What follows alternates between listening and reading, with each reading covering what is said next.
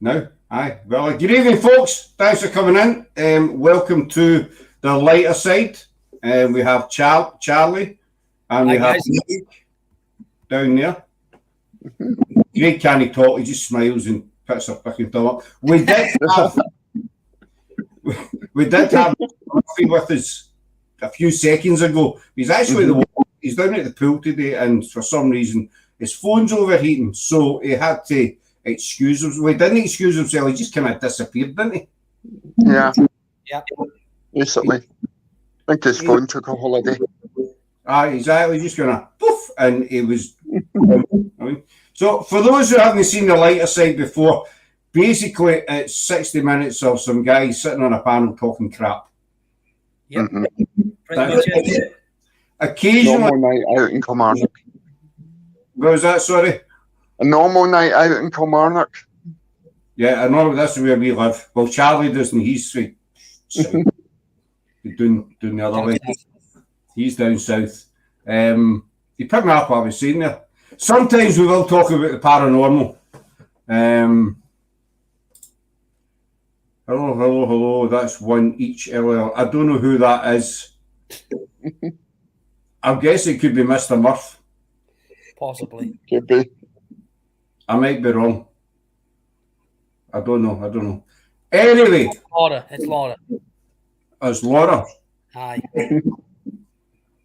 That's one each. LOL. What does that mean? I've got no idea what you mean, Laura, though. Laura is Craig's better half. No, I say better half. Because she only stays. Sucking up. No, because she only stays 5 minutes for us and she make him down and slap me. So she made you a darn nice steak pie. That's cool. She made me a lovely steak pie, roast spuds, and vegetables tonight. It was absolutely banging. Absolutely banging. Good evening, Deb. Hold on. I'll just put that away. Good evening, Dennis, buddy. But first, before we talk crap, I want to address something that was pointed out to me the other day. Hey, Lowestoft. We're all right. Hope you're doing fine. This was pointed out to me the other day, and personally, I think it's disgusting. I'm not going to name the person, but if the person watches this show, they'll probably click on who I'm talking about. And so before I rant about it, I'll say to the person, if you do watch this show, I hope you do know who we're talking about. And if you want to come after me, then feel free, because I don't care.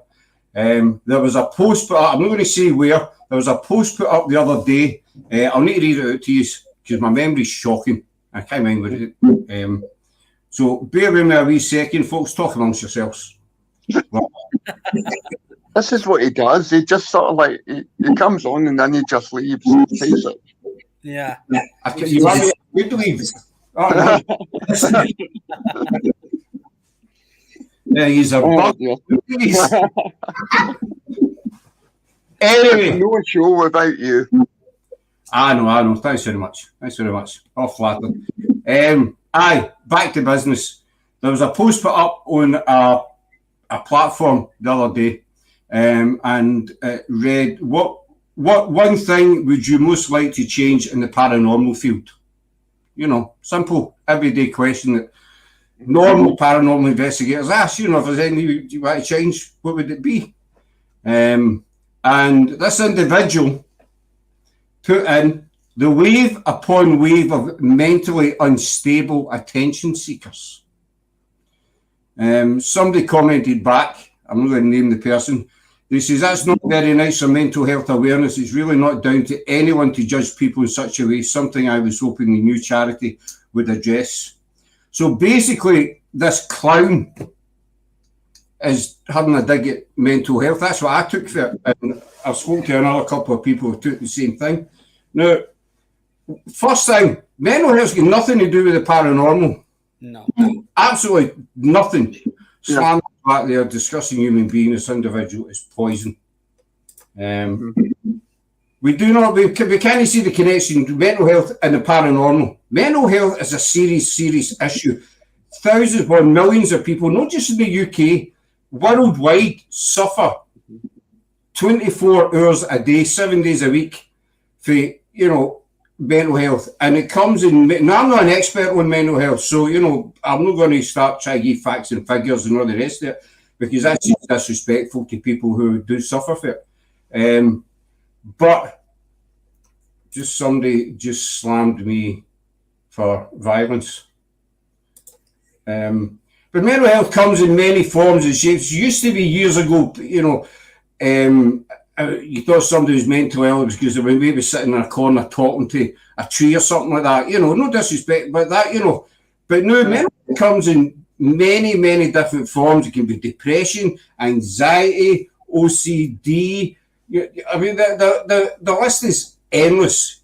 Stress, all the rest of it. And for somebody in the paranormal who thinks they're a well-known figure, by the way, but that's another story, to have a stab at, at any kind of health condition, whether it's mental or physical, is absolutely disgusting.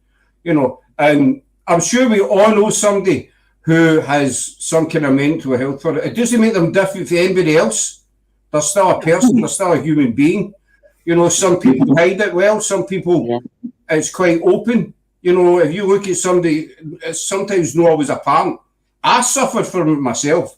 Now, I know I'm quite a chatty kind of guy and kind of laid back and whatever, but 2016, beginning of 2016, I went through a bout of anxiety and depression. And hi, I'll just come to say, hi there, Facebook user. Hiya, Tracy. Tracy Allen. Hiya. All right, hi, Tracy Doll. And I was scared. I hardly ever left my house. If I had to leave the house, then if I had shopping to do, for instance, I would go out first thing in the morning when the shops were quiet, when there was nobody about. Mm-hmm. I could not get into a shop that was full of people. One day I walked into a local shopping mall and it was absolutely mobbed, and I turned about and went home because I just couldn't handle it. But I was one of the lucky ones. That's only been going for about 2 or 3 months, and then I got myself on my feet, etc., etc. But the fact is, no doubt at some point or another, everybody suffers from some kind of mental issue. I hate using that word, mental issue. I'll have a great. I'll catch up tomorrow. Cheers, Rosie Doll. I have depression, and it's not a nice feeling, Dennis. It's not a nice feeling, Dennis. I have depression as well, buddy. And you're just no motivation. You have no interest. You stop talking to people. You switch. You kind of turn off for the world. It's not that you don't like people. You just, how can you put it? Can't be annoyed. Yeah. You feel that you're in a position to talk to people. I suffer mental health and have done so for 2 years. A comment is important to disgrace society as a whole is working hard not to stigmatise mental health issues and support mental health. And for someone who's well known in the paranormal field to say such a thing is disgraceful. Just nipping in to get some of my son's birthday cake.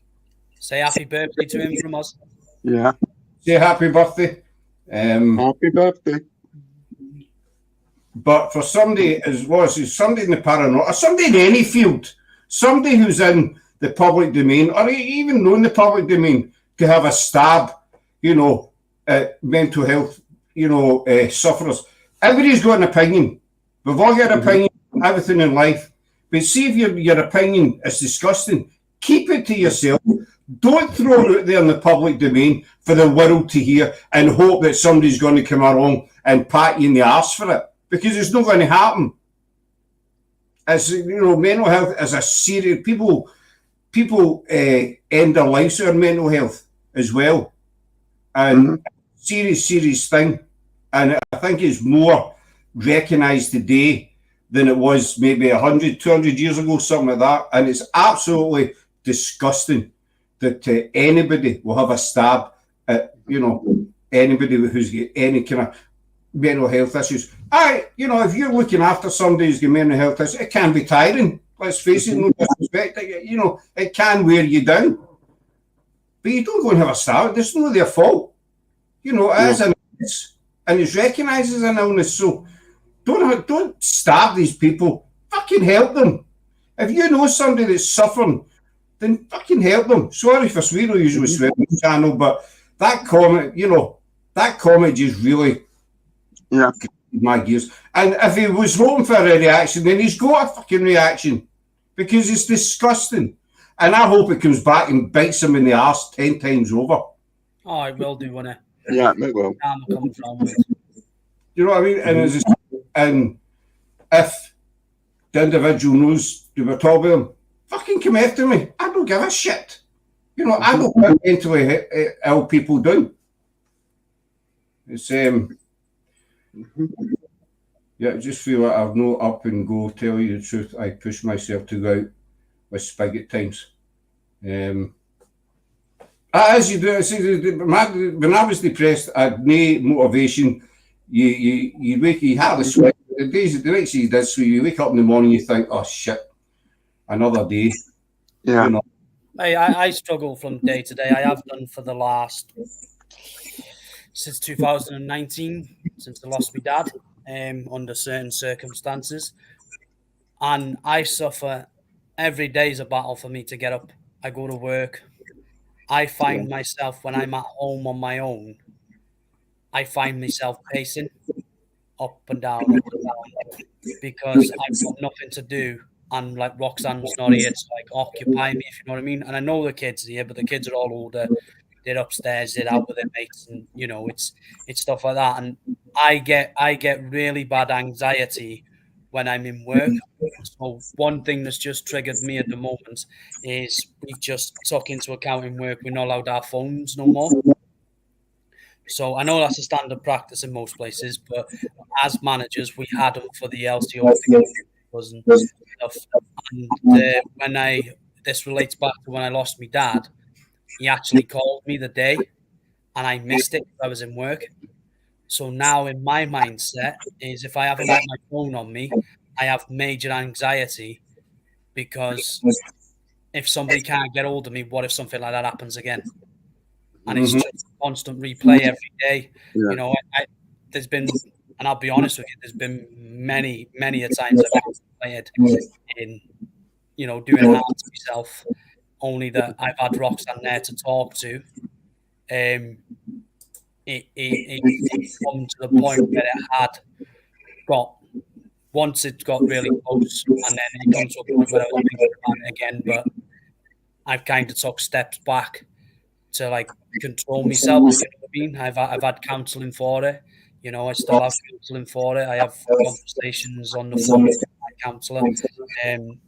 But it's an ongoing thing. It's an everyday thing. It's just I have to keep myself occupied, just to keep going each day. And as much as, you know, that's hard to say and admit, but you can't help the way you feel at all. And for this individual, this individual actually, when I had this episode, actually come out and said where I said to people, and you know, I did post it on Facebook and said that I was going through a tough time and I was thingy, and this individual, same individual, actually said it was attention seeking. Attention seeking. Yeah. You know, I think it's for Laura, you know, Reagan's got his ass like you can get dressed some days and do what needs done, but I do it because that's important, because with our support, you all won't let this define me and let it beat me. Laura, Charlie, but I'm the same. I mean, it gives in the comment attention seeking. How's that attention seeking? You know, these people can't help it, and just because they have some kind of, as they want rid of them, you know, is this individual saying, well, you've got mental health issues, so you can't be in the paranormal? That's bollocks. You know, everybody's got a right to be in it. If you get somebody who's got mental health issues and they're passionate about paranormal, then let them go in it. Help them if you can, you know. But just when you say, no, you can't do this because you're no well. You know, it's just, I could rant on it, but I'm not going to. What's your thought? I've been kind of like, you know, Scott, I've got, I'm autistic, I've got basically Asperger's syndrome, and I suffered from depression and everything like that. And usually when when we're being sort of like out and about, my brain goes off in all directions, and I kind of like, I tend to wander about, look for things. I'm a skeptic of the group. I tend to wander about. I'll take photos. I'll join in the experiments, but as you know, a lot of the time I'll just go my own retard, just kind of wander about, inspect the area, make sure nobody else is around.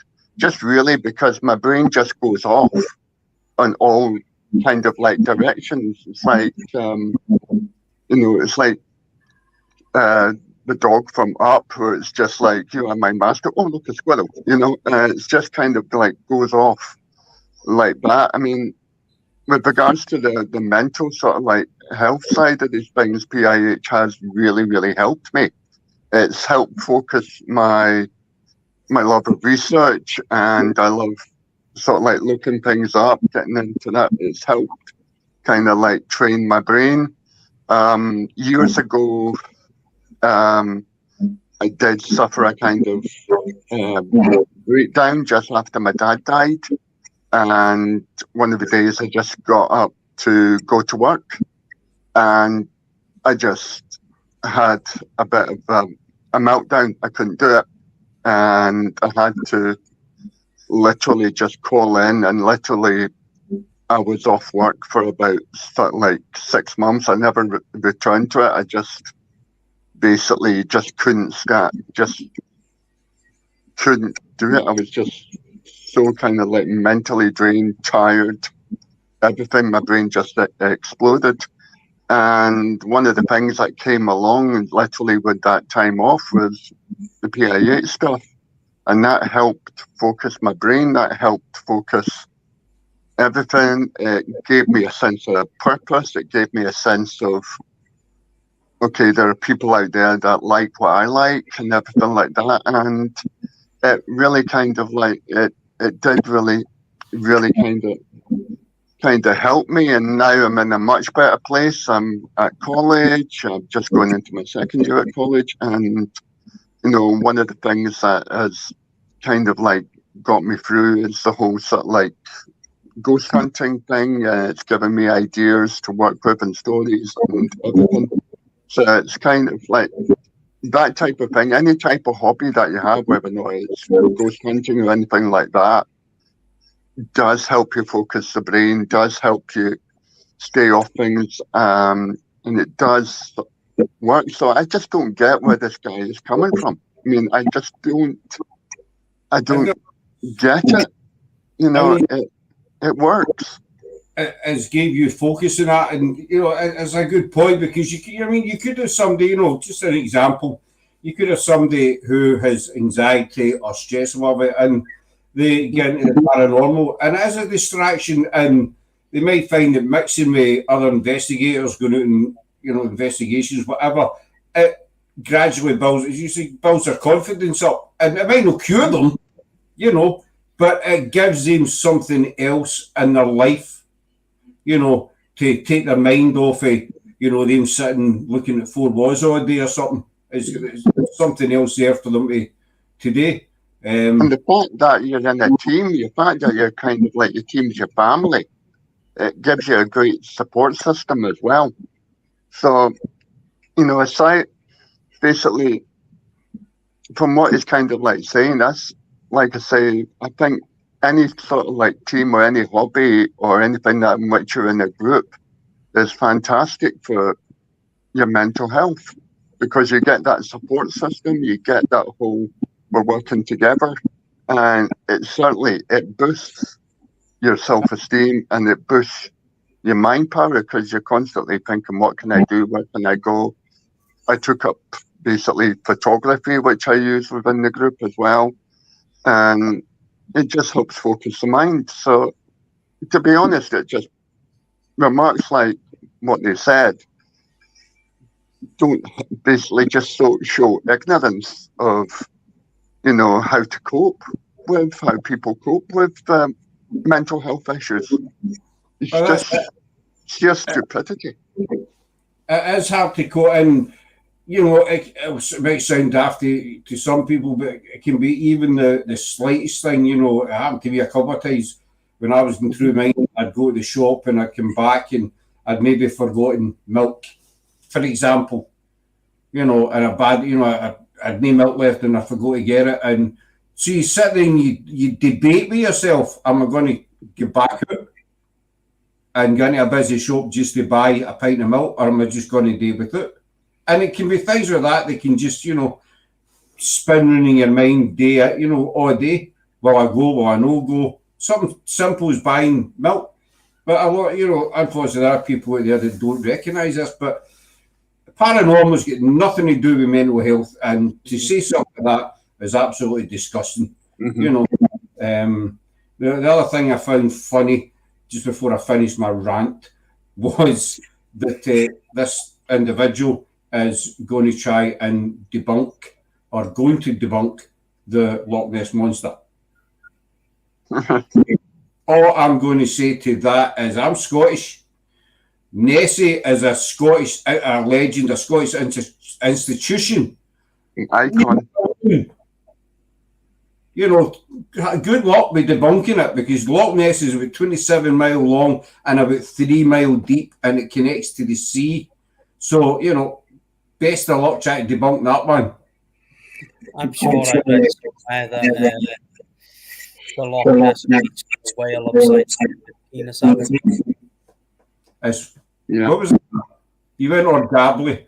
Oh, sorry, pal. I read somewhere, I actually seen that they believe that the Loch Ness, like the arch of what they believe was a neck, was actually a whale's penis. Right. A whale's penis is definitely large. I wish I'd never had to repeat that there. No, but if you look it up, some scientists have said that they do believe that it is a whale, because whales have been known to go into the Loch Ness, and it could be a whale's, you know, bits. Well, now I can't get that image out of my head, so thank you, Charlie. You're welcome, bud. I've got that famous photograph in my head, and now all I can think of is just a whale on his back. That's... I don't even write it. I don't have any. You know, I don't have any. Usually, I'm no stuff, but I mean, as far as Loch Ness is concerned, it brings thousands upon thousands of tourists every year to that area. You know, and it's good for the economy there. But leave Nessie alone. She's not doing anybody any harm. She's been there for yonkies. Do you know what I mean? Just leave her in peace. I mean, folk have asked me before, do you believe in the Loch Ness Monster? And I've not said I am nay, because they've been trying to find her for decades. And they have found evidence, you know, sonar readings, whatever it was, in the loch that they cannot explain. That's all they've said. And let's not forget that it connects to the sea. So, you know, I think there is something. Is it a big dinosaur? I don't think so. I don't think it's a big dinosaur. You know, like you see the photos with the long neck and all the rest of it. But I think there is something there. Where it is, maybe a giant eel. Who knows? It could be something that comes in and out through the sea. That's why they've never actually found it. You know, visiting. Who knows? I do believe, but just leave it the hell alone. She belongs to Scotland. Last time, she's in her wee puddle, swimming about. Leave her alone. What do you think? Leave her, Nessie. Let's start a campaign. Leave her, Nessie, alone. I'll do the banners. We'll get the t-shirts printed. I've got permanent markers there. I can draw a big banner and walk it. Leave her, Nessie, alone. But do you know what I mean? You know, is Nessie paranormal? I suppose I could come into that kind of field, you know, the paranormal field in a way. But I just don't get it. Maybe I'm missing the point. I don't know. I'm just not getting it. Why a ghost hunter or whatever would want to go to Loch Ness and try and find a dinosaur. You know, or prove that a dinosaur. Each to their own, mate. Each to their own. But I mean, I'll probably shot down for my rant, you know, no doubt there's going to be some comeback at some point. I don't know. You ranting? Yeah. It was just something that touched the nerve, not just with myself, but quite a few other people. And I think it had to be mentioned. And I'll probably not be the only one that's going to mention it. No. You know, and in time, no doubt, other folk are going to mention it. Yeah. You know, but it's mental health, no, it's not a laughing matter. It's a very, very serious thing. And rather than stab people, help them. That's basically the bottom line. Help them if you can. You know, and if you can't help them, just be there for them. Well, the fact is that he says that about sort of like, about, you know, call people mentally imbalanced people. Then the next thing he's off hunting for some sort of mythical, you know, dinosaur beast that lives in a loch. You know, it's kind of a little bit, you know, you just kind of think, well, maybe you kind of should look at yourself, you know, a wee bit more than judge yourself and not judge others, you know. Did you say, look at massive? I know I'm a bit old, but I wouldn't exactly say I'm a dinosaur yet. No, I'm not ready to get fossilised just yet. Thanks very much. You know, I think I've got a few years in front of me. Anyway, folks, you guys got anything else to add to the thing? No, I think not really, other than watch out. I'm only about 4 or 5 years younger than you, so less of the prehistoric now. You'll always have that. There'll always be that gap there. You'd never 5 years. Anyway, on the hairline. Who's he saying? Talk about later stuff.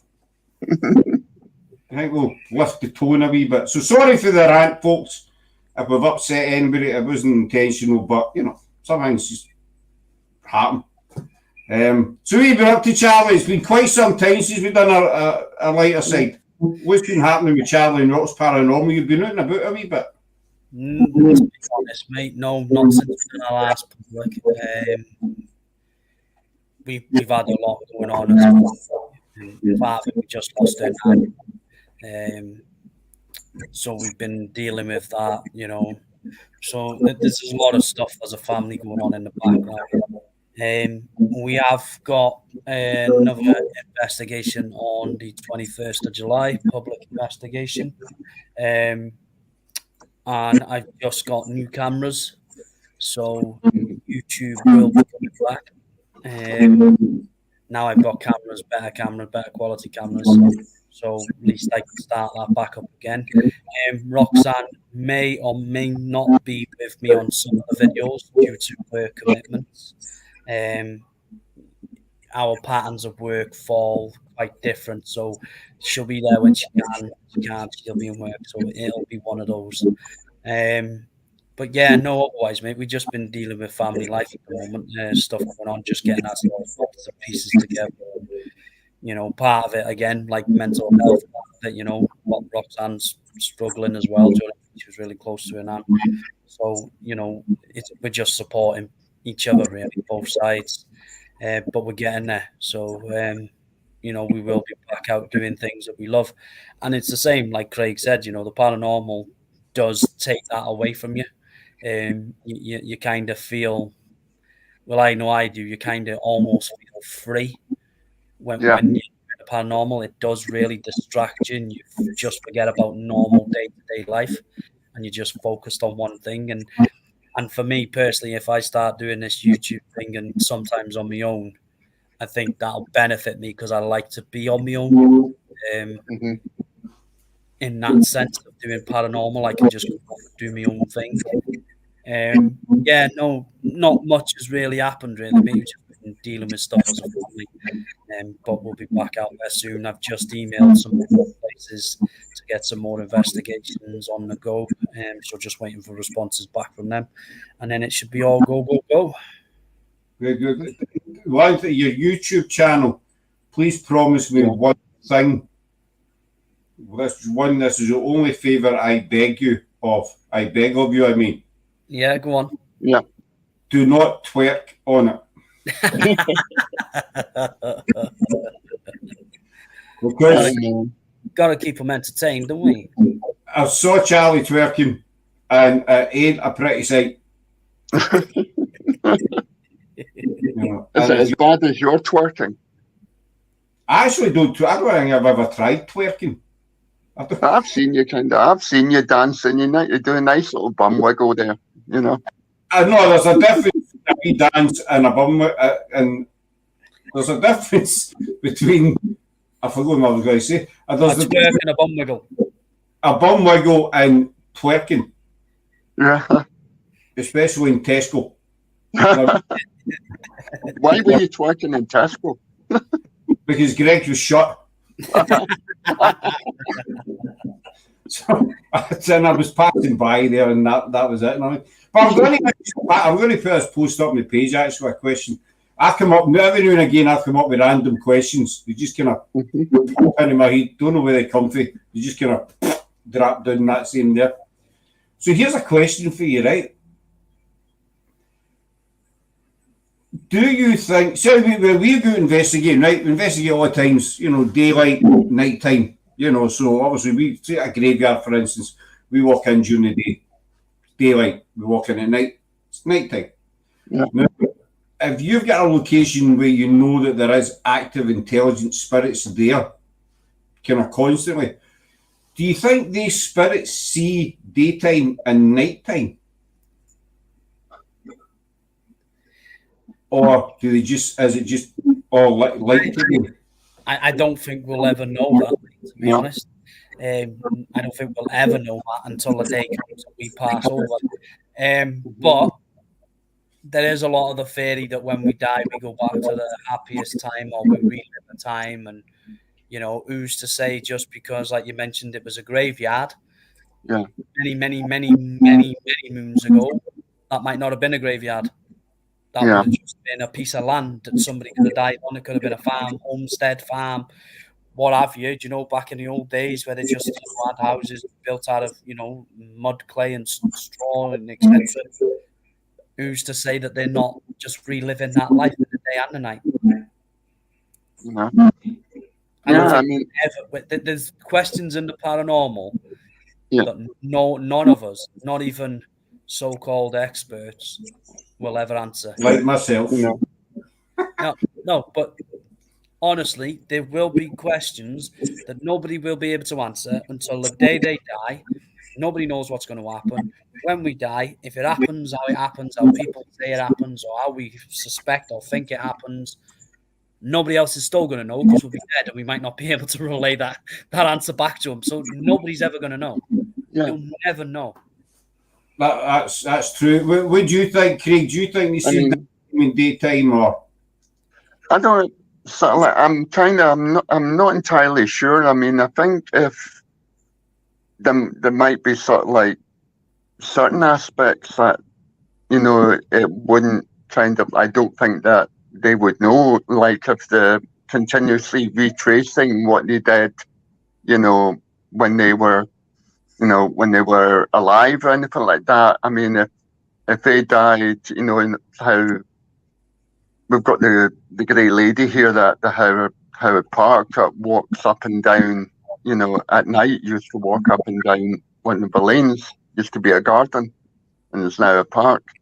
And I kind of like believe if she is walking up and down there, and according to her, then it would still be night, no matter what time it is in reality.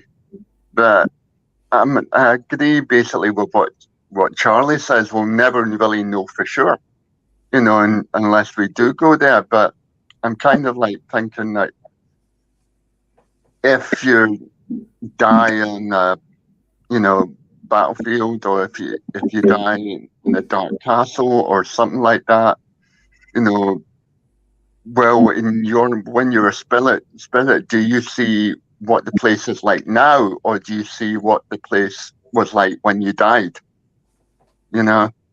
It's questions like that can kind of like screw up the brain. Really, it kind of like it sends you into a kind of like spiral of what ifs. Kind of like if we can see dogs and cats that have passed on from ages ago or hear things like that, how come we don't hear dinosaurs or anything like that or see dinosaurs? ghost dinosaurs, you know. Basically, these are the type of things that can keep some people, you know, up at night, you know, kind of like thinking through. I've never the dinosaur one, but right, here's another question, just back of what Charlie was saying, you know, and I've heard that theory quite a few times. You go back to the happiest time that you were. Mm-hmm. Right? So I'll just throw out another question for you. So here he's ready for this. Question 2. That was my serious face there. Question 2. So, you know, the theory is that when we pass, we can get back to the happiest time, right? So, for example, say the happiest time in your life was, you know, you were 16 years old, you were living with your mum and dad, you know, and you didn't have a care in the world, right? So this is, you get back to that time. Do you think that, how can you put it, that when you're 16 years old again, you're conscious of the life that you've had? Or are you just living in that moment? You know, are you sitting there thinking, right, well, you know, this is when I was at this, I've come back to this because I passed on. Do you know what I mean? What do you think? It's a good question. It's a tricky question. I tell you what, right? I always go back to a story that me and Roxanne watched. It was a program, and I and Nikki, and it was about past life regression. Mm-hmm. We hear a lot of like when heard many stories when somebody's been born a couple of years down the line, they've mentioned something about their past life, and it's like, has that really happened? We don't know. But there's always this one story that sticks in the back of my head, and it was in India, and this lad was about 12 years of age, and he kept going on and on and on about this lad, and said that it was his son. And they were like, yeah, whatever. And it was the other side of India, completely opposite side of India, across 100 of miles. And they tracked down this lad. And this young lad, about 12, I believe it was, might have been younger, he described everything to the T of his past life and exactly how he died, which was exactly how that man's dad died. Yeah.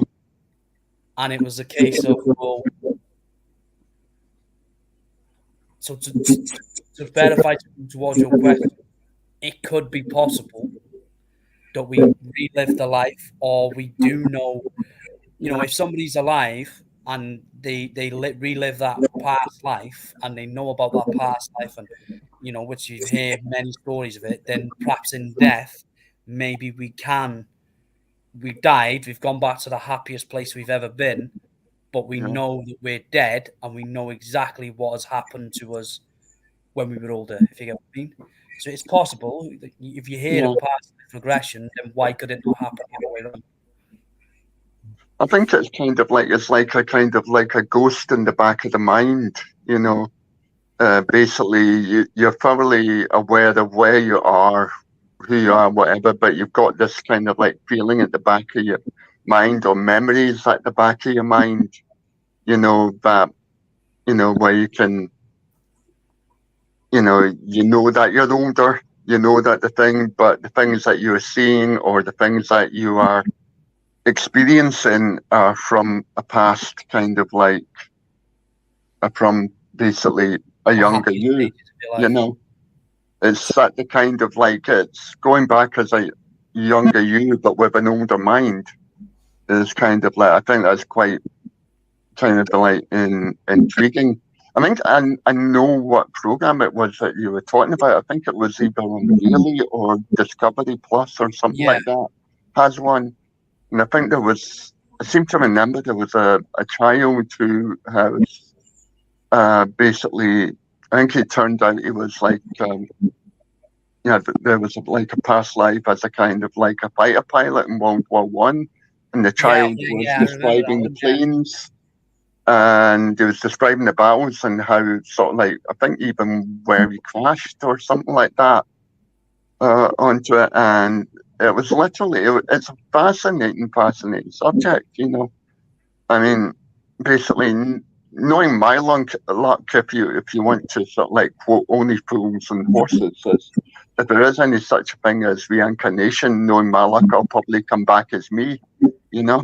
But that's kind of, I think, yeah, it can sort of like, it's a very intriguing type of thing. It's an excellent program, Scott. If you haven't watched it, for the life of me, I can't remember what it's called, but it's, I'm too busy to watch that stuff. you know, Past Light. I think it's on, I know there's one on Discovery Plus, which deals with it as well. And but I think Channel 4, or really, I think it was on a wee while back, you know.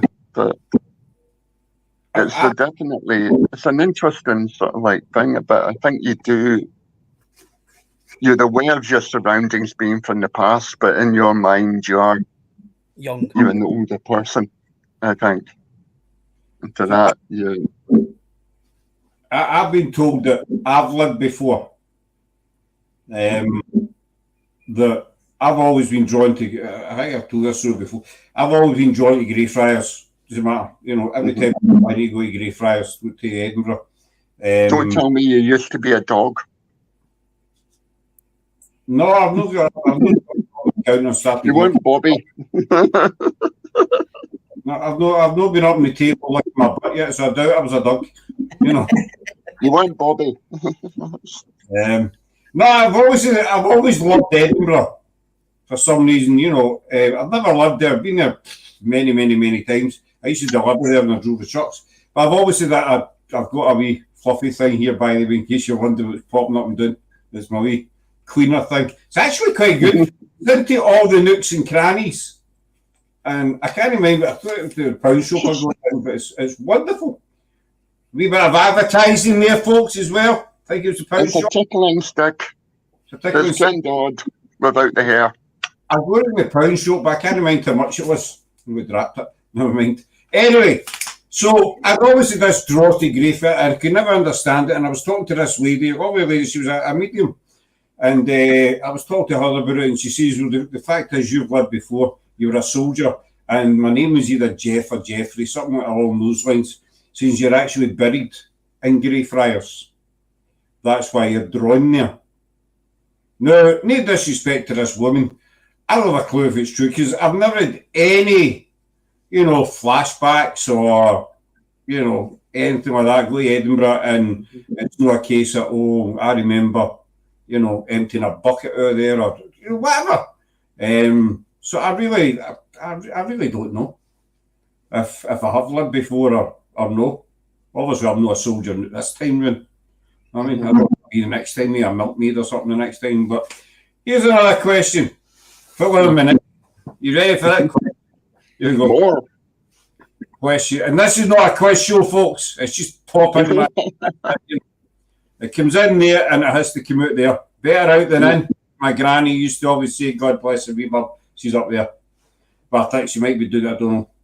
An inquisitive mind is a mark of a good investigator. I or just a thickle, one or two, I don't know. So you hear these stories, you know, and they're recorded through all the decades of people passing away, say on the operating table, you know, and they're dead for 2-3 minutes, and then they come back. And when they come back, they can tell you, you know, I saw this and I was outside my body. I didn't want to come back, but I had to come back. Would you think, when you hear the people who pass in that same, you know, time up, why do you think some people, do you think they get the option to come back? Or is there maybe another reason why these individuals, you know, because it's happened thousands of times, and all the cases have been recorded, you know, so it has happened. So do you think they're getting the option, or maybe there's another reason why they come back? There's this kind of like romantic notion of the fact that brought on by film and TV, like the fact that if you do come back as a ghost, it's because you've got unfinished business or something like that. I don't. Which I'm totally, you know. I don't mean come back and spirit. I mean, as people, I'd say you've got a guy who died on the operating table. Yeah. They've managed after, maybe he's been dead for like 5 minutes, and then they managed to revive him physically. Yeah. And then he's saying, "Oh, I know I was dead because I remember seeing this and that." Yeah. So obviously he's passed, but has the option to come back, to his physical body, or is there another reason why? You understand now? Yeah, sorry. I think it's basically this willpower. If you've got the power to work, to live, basically, then you will come back. You will reawaken, so to speak. But I think, being a good, like you said, there's been thousands upon millions of these people recorded experiences of seeing the light at the end of the big tunnel coming towards them, and then sort of like drifting towards it, and then suddenly getting pulled back. I think that's basically the brain just kind of like going, hang on, there is more that you can do, back here, you've got people to live for. I think it's really sort of like, it goes back again to kind of mental state at that time, whether or not your body's fighting to come back. And also at the same time, you're on your operating table, so there's doctors fighting to pull you back as well. So on the practical side, there's two things. It's in your mind, you've got that power, that willpower to kind of like send you back. And from the practical side of the doctor side, it's kind of like, they're fighting to bring you back and now back. So there's a two-pronged approach to it. I think sort of like it's not a subconscious thing or anything like that, or it's not a subconscious choice. It's a literal in your mind focusing. It's a mixture of the two things. The doctor's fighting to bring you back, and your brain, clinging back onto life and coming back. But I don't think it's a kind of spiritual kind of thing. I think it's just, like I said, a combination of those two things, the mental and the practical side. Sorry, I got kind of deep there, You just did just a wee bit. So we bring it back to our lighter side. Come back. Yeah. What about you, Charlie? What's your thoughts on it? This has been a question I think asked by many of us, and in anybody's life. I've never claimed to have an experience of dying or nothing. I always I had an operation when I was younger, and my body went into shock, and they told me mum it was 50-50. I thought I was going to die on the road. Now my dad, God rest his soul, but he always blamed himself for his dad's death. On that, when I had that operation, all I saw was white, just white, and my granddad's face come through. And I'd never, my granddad died when I was about 18 months old, so I don't remember nothing about it. And he always said to me, "Tell your dad it's not his fault." And it was like, okay, was it them? But then when you look on the other side of it, yourself, when we start to lose oxygen, we have infections, we hallucinate. What's to say if we're going down that path where we're slowly losing consciousness, we're slowly dying,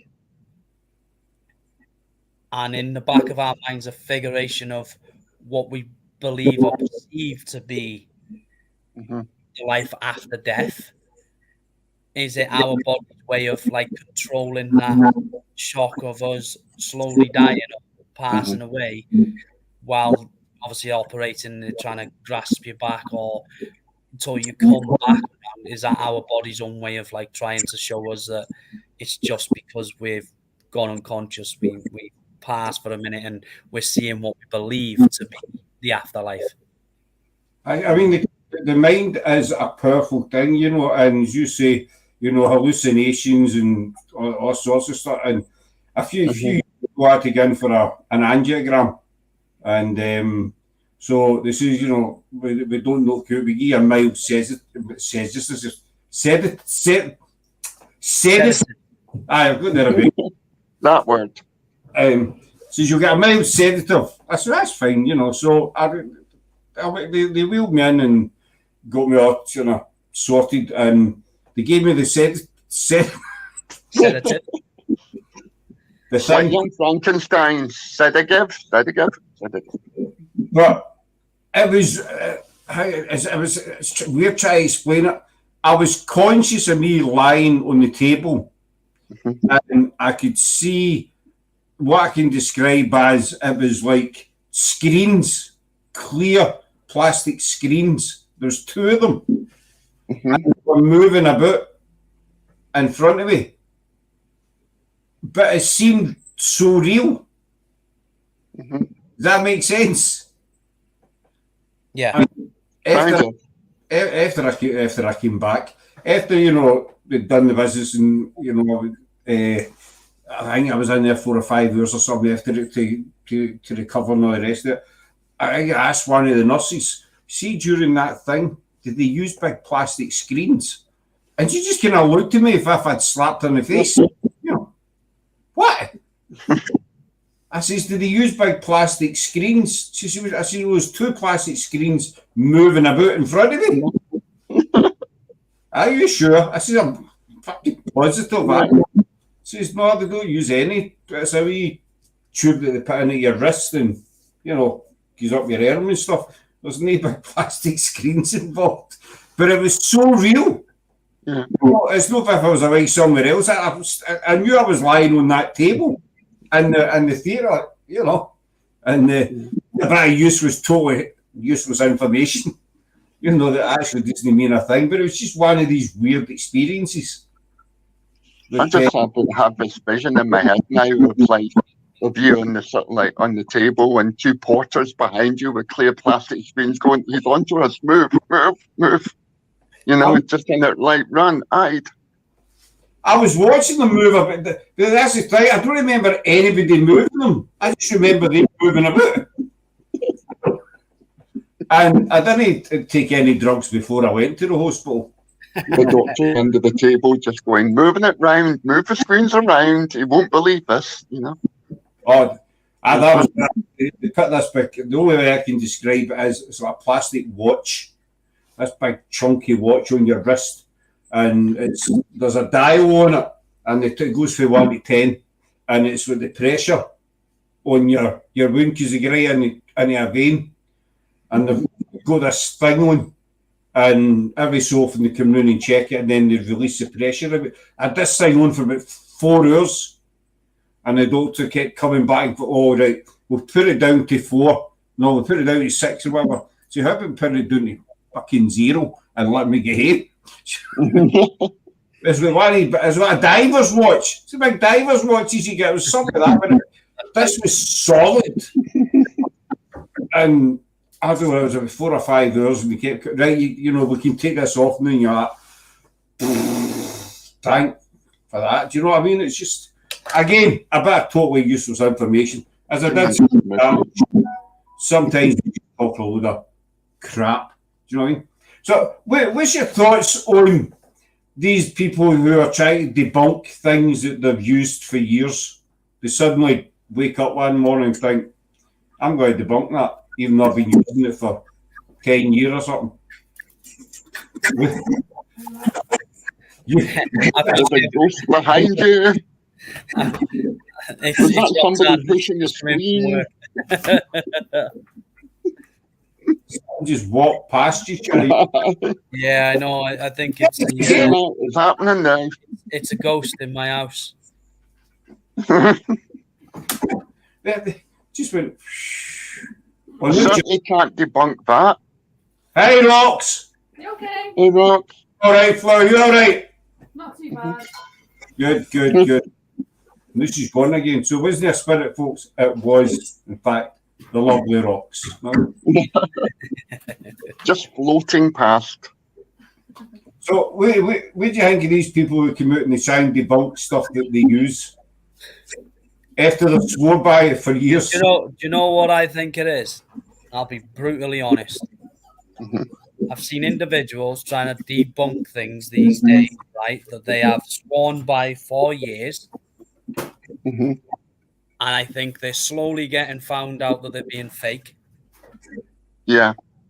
And things are coming to reality and come into life. Now they're trying to twist it to therefore clarify that what they did was fake and, you know, a lot of BS. And now they go, right, we've debunked that.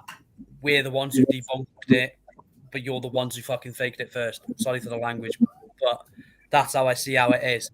And I'll be brutally honest, over the last 2 years, I have doubted the paranormal no end because I have yet to struggle to witness 100% activity that we were getting previously. And I question everything now, everything. And to me, I lost a bit of faith in the paranormal for a while after that because I thought, how is it that you go the same place every time, same evidence, 100% every time, and then all of a sudden, same equipment, and then all of a sudden, bang, stop.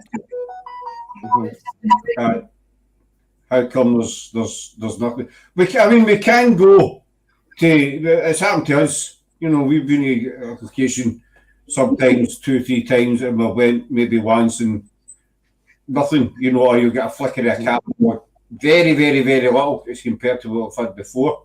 But as you say, Charlie, you know, they've been using it for years, then all of a sudden, I need to debunk this. I need to prove it isn't real. Then I don't know, there's something questionable there. And I tell you what, does this get my head in? Some people say, like, I'll be honest, I don't use apps. I've tried apps and I'm open to anybody that comes on our nights to use whatever equipment they have, anything. Yeah, I'm not bothered. We always say, bring your own equipment if you want to use an app. You want to use 1,000 rods. You want to use this, that, and that. It's your night. You're paying for your night. You experience it how you want to experience it. And then people say, I hate apps, don't like apps. But you're using technology that has software built into it, which is running off an app. Nearly every bit of technology has some sort of software that will allow it to run, to communicate, like all these, what they're called, word generators. You are? Yeah, the pop, ovuses, it's all thingy. And I've just seen now, I was actually watching a show on YouTube the other night, and I thought, oh, you know what, they were using an app and they were getting really good responses, like proper, and I thought, now it seems all right, that app, I'll have a look. So I've viewed it, you have to buy it, and then I looked through the details, right?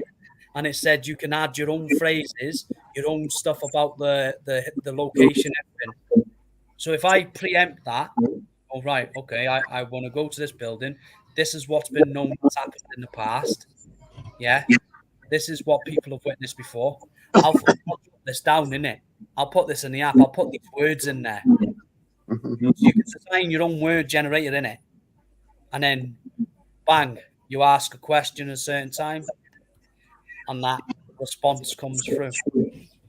I know what you mean, but I'm not a big tech person as everybody knows, and apps and stuff. I've never understood them. We use the necrophonic, which we've had a lot of. You do get random words through the necrophonic. You know, everybody knows that. Some of them don't mean anything, but we've been fortunate enough to have had a lot of responses that have actually meant something. You know, quick example: we were on Friday night, Loud and Kirk, and the owner of the Dempster cottages he was there, and he's working on the Dempster cottages just now. And we asked, for the evidence we were getting, we were sure it was Christina Dempster, who was the wife of James, who they're buried there. But we assessed there, this gentleman here, he lives in the cottage and he's working on the cottage. What was your favourite bit of the cottage? Do you know that he's working in the cottage and he came back? Yes. I read his voice, and then it says, what was your favourite bit of because it's quite it wasn't just a cottage, it's a farm basically. So what was your, and it came back, barn. Really straight away, and the guy says, I'm actually working on the barn just now. So I thought, well, I know you've got to be sceptical, you've got to. Oh, yeah, 100%. Right, well, we've asked questions, she says yes, and then she says barn. The other one we use is a spirit talker. I don't know if you have used that one. Yeah, so I downloaded the Spirit Talker, I seen it and I thought it was good. And then I noticed on you've got EMF on it, and I can't remember what the other one is. If you run that app without putting EMF on, it's more, I'd say, countable. So never you switch that EMF on, words spout out like no tomorrow. You switch it on, you test it. If you got it, you can. I'm not sure if I've got it now. Actually, I might be able to show you if it works. Yeah. So, don't know if you can see that. Let me take the background back. 2 seconds.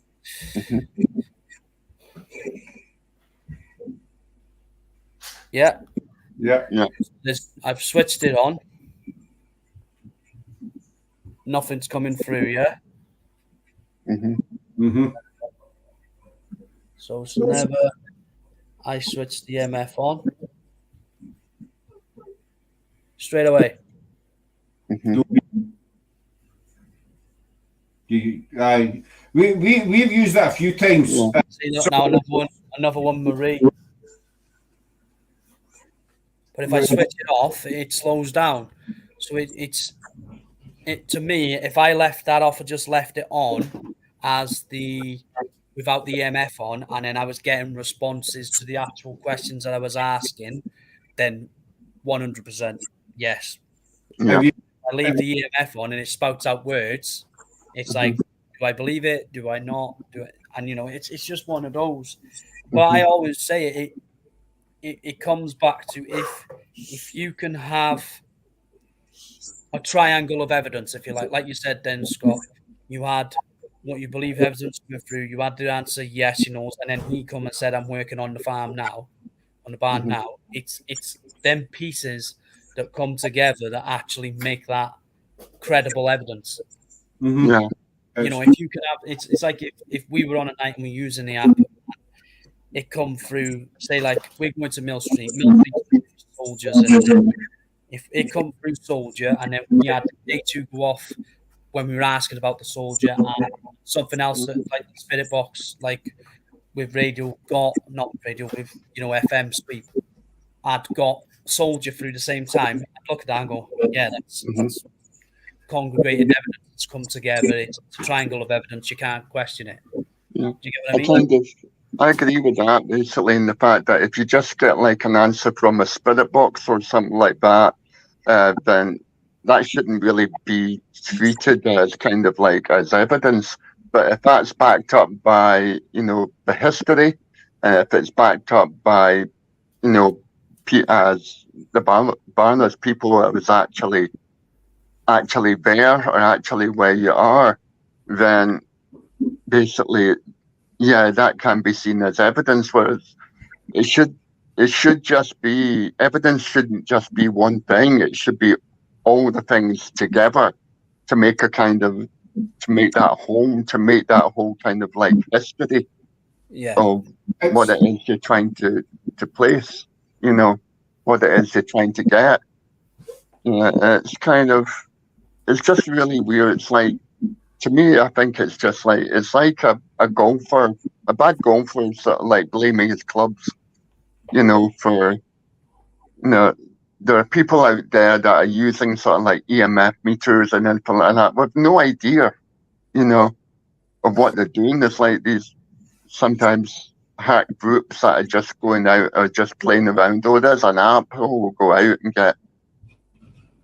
and get evidence, but they don't delve deep into the history. They just sort of like go by what the app is sort of like saying, and if it's coming or if it's, and it's kind of frustrating a wee bit, and if the app isn't doing what they want it to do, then fine, they'll just debunk it, but don't debunk it without at least trying to doing your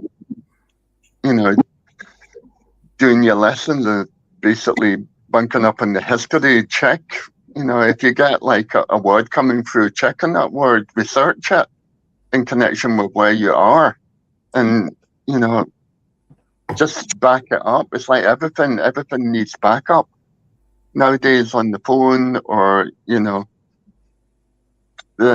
everything you need to really back up. A good investigator will back up all the evidence that they have collected on an investigation, before presenting it to other people. You can't just go by somebody's word or by one word or by a shadow walking past. You've got to have the ability to back up and do your research. I don't think it always comes down to research. Before you sort of like go, or even after you go, research, place, do it, bone up, so that you've got backup for any evidence that you have. It's like Friday night when we were out, it was something weird that happened, and we did one of your REM pods, Charlie. By the way, if you're looking for any REM pods, Charlie's the man to get in touch with. He does. That's your man. I mean, we'll be looking for another 2 shot. I think we're up to 4 now, but we're probably looking for another 2. But anyway, Friday night, this location we've been in quite dozens of times, and we always use a REM pod in a K2. It's we've done this alive, and we sat at the K2 and the REM pod on the headstone.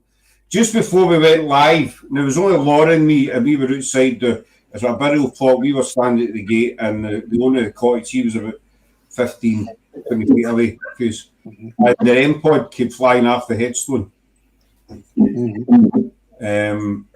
Obviously, we turned around, there was nobody there was no animals, nothing like that, but the REM pod was lying on the ground, and we says to, the guy, he says, I heard it, I never seen it, he says, but I heard it.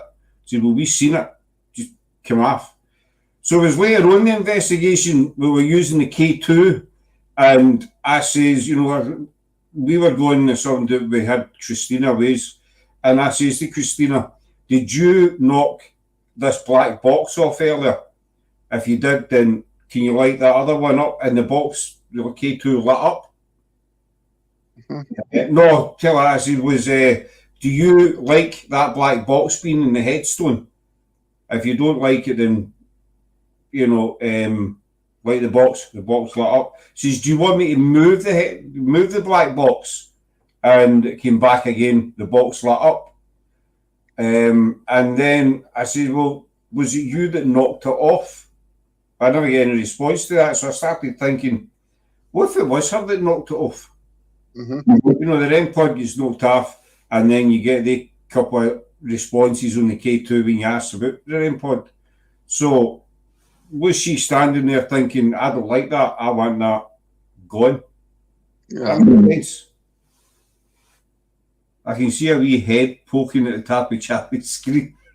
It's been water, Skylar. Yeah. She is now. A quick thing on the spirit talker, we've used it, I don't know, maybe half a dozen times now, and we haven't random words through, but we had one at the train station when we had 3 cameras on, and we were talking about moving the cameras, and it came through the spirit talker, leave the camera alone, in a clear sentence, and it was straight after we were talking, we're going to move them or whatever. but it says leave the cameras alone. Leave the camera alone. So to me, that's kind of hard to debunk. Do you know what I mean? Yeah. Well, So if you have evidence like that, it's stuff that you can't put a reason behind it. It is unexplainable, well, and that them type of evidences that I kind of like is stuff that surprises you, that you don't normally get. You don't get typical, like. I know when I go out, like when I watch shows on TV, I always question things because I always do. You're not there. You're not there. You don't, and you have to have that skepticism mind on you. And like I know when I go investigating, I always make sure I got fresh battery, everything's charged, everything's 100%. We went to is it Paranormal? No, Stanley Palace. And I had the H4 Zoom mic, and I literally just charged it before we went. It was 100%. I only had it out for 5 minutes, and it just wiped it, drained it to one bar, just gone. And we were having activity, but then when I charged it and checked it at home again just to make sure it wasn't faulty or what have you, it stayed charged for 4 days straight. You see, I've said this in a few shows. I know a lot of people doubt it and what have you, that spirit can drain energy from various sources ourselves, electronics and that. But if you look at all the teams worldwide who do investigations, and the majority of them have the same issue with cameras getting drained, phones, exactly, getting it's not just 3 or 4 teams. no. There's hundreds of teams all have the same issue. It's happened to us many a time. The first time we did the train station, we had 8 batteries, and I charged every single one of them before we went. And we went through, and we were only in there for about 3-4 hours tops, and every single battery get eaten, basically. And you're talking 15-20 minutes. Because you can hear the camera clicking off, and then you go and check it, and the battery's done. You think, well, you've charged them, and you check them before you go out, and then when you put them in the camera, it comes up full bars, but then it's drained. It's happened to our phones and everything. I think it's too common an occurrence for people to say, no, that's not possible. Well, it happened that time when we were at the Ivy House. Basically, everything had been charged up. I think we were up at the second level at the bedrooms or whatever it was, and you put sort of like cameras in one of the rooms or something like that. And about 5 minutes after you switched it on, I mean, it just went completely blank, and that battery was full, onto it, and it just kind of absolutely wiped it out. I think that was the first kind of like my experience of that, seeing that actually happen live, and it was just, it's like you said, I mean, it's too common an occurrence to ignore, It's too common an occurrence to actually completely say, hey, this is an isolated thing, this is the battery or anything. It's a very, very common occurrence. The most annoying one for us was we hadn't been going very long, and we decided to do Greyfriars at 3 a.m, and we only had like 4 batteries at that time, but we charged them all, and we did it as a live, and each battery lasted with 2 batteries, sorry, because we're just starting out. And each battery lasted about 15 minutes. So it was like 20-25 minutes into the investigation, and our batteries were dead. And also, we stay in Kilmarnock, so we were about an hour and a half away from Edinburgh. And, we could have charged them in the car, but that would have took ages. And so that was it, game over. We came all that way for sod all because our batteries drained. You know. The thing is, you kind of learn from that to kind of back up your batteries before and bring more. That's You what know we that. learned. Snoring grey fries about 20 past 3 in the morning. Guess we better go home then, eh? That's the joy of investigating an oil. You just don't know what's going to happen. That's it. And I think that's why you need to approach it with a lighter attitude. Not a disrespectful attitude. A kind of lighter attitude, because you just don't know what to expect. You don't know. It's exciting.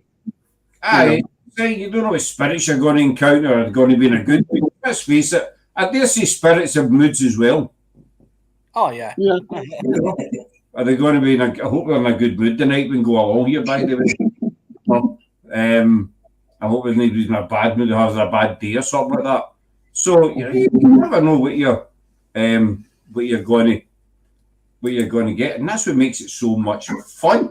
All right, Nigel. Serious, a grumpy spirit. Is it a demon?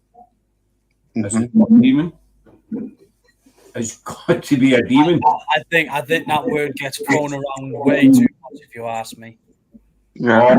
Aye. We're good friends with Mark Egerton. He's been doing the paranormal for over 40 years. He was trained by Peter Underwood, and this guy knows his stuff. And I was talking to him last week on a video call, and he says we're talking about the demonic thing, in investigations, and he says in my 40 years of investigating, he says I've never came across one demon or demonic or negative spirit. I've met a few unhappy ones, but I've never ever came. I do believe there's demons exist in some place, realm, dimension, whatever you want to call it. I do believe that there is demons somewhere. But he says I've never ever met one in over 40 years. So that's a pretty long time. I don't know. Especially considering you're getting people that are just starting out and getting it on the first investigation. Well, there is a video out there of an individual who I'll need to send you the links. Actually, Craig, who I'm talking about. This individual done. They done a video. It was a house clearance they were doing, and I'm not talking about a transit, a 3-piece. Mind you, it'd been better than that, but they claimed that there was 6 demons in this house, and they'd get rid of 4 of them that day, and there was 2 big ones. Obviously, demons come in size, and there was 2 big ones up in the loft, and this lady, shall we say, was going up in the loft to tackle these 2 demons, but then suddenly it turned into 1 demon. There was only 1 demon up in the loft, and thinking, well, he says there was 2. So where's the other one went? You've already kicked out 4. So, 4 and 1, that's 5. You said there's 6. But she was up in the loft and she was saying, please get out. You're not allowed to be here. I command you by the power of the Father and the divine. Please leave. So, and then she claimed that she was an ordained exorcist. And I'm watching this clown thinking, now I'm not an expert on it, but to be an ordained exorcist, you have to be first a member of the church, priest, minister, whatever, because, it's not just the Roman Catholic Church that do it, Protestants do it as well, and other faiths as well. So that's why you need to be a member of the church, and you need to have been, doing your thing for many years before you can even apply for it. And then there's a very, very strict selection process, to be even accepted. And then you go to your 3 years of training to be an exorcist. So you're talking maybe, 15, 20 years, a long time. That's if you get accepted into the exorcist course, you got. But I mean, she must have been in her late 20s. So she's obviously joined the church as soon as she was born. You know, and started doing her sermons and that as soon as she fell out, you know. I better get started, Mum, because I'm going to be an exorcist, you know. But she was saying, I'm now authorised to get into people's houses and clean them. You know, so you can imagine her under a vacuum cleaner and a duster, because she would have done a better job of that. But there's 6 demons in this house. Now, if you get 6 demons in your house, you wouldn't be fucking. Yeah, you've got to move. You know, right, thanks, but no, I'm off. You know, and they were putting they put a pentagram on the floor up the stairs just below the loft door. Their plan was to summon this demon and cast it into the pentagram. And I think it was actual breadcrumbs they were using. One of them had a bowl, and all they said was special ingredients. That was it. And this woman's like that. You know, the wee hand flick moving, you know, special ingredients, sacks of breadcrumbs or something. KFC. You know, KFC, chicken crumbs. And they done the pentagram on the floor. And then this guy that was where, this ended me. I thought I was going to need an ambulance. I swear to God. This guy, and he was serious. This guy says, if you get the demon down here, I'll belly flop him.